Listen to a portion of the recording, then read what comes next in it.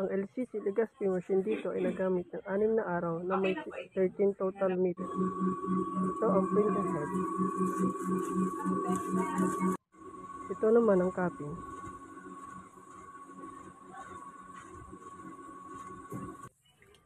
Ganito mag-head clean.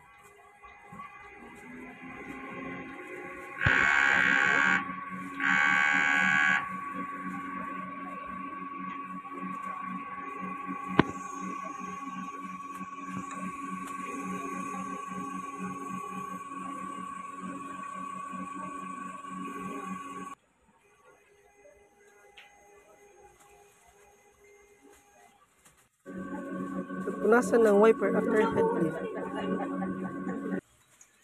Ganito naman mag-nozzle check.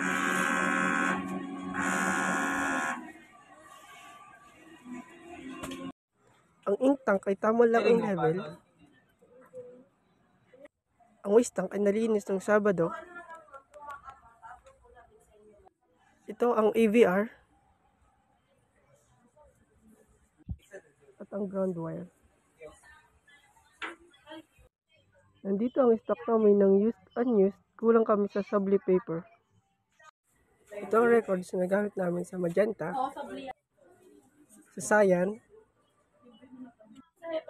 sa Black, at sa Yellow. Ito ang daily output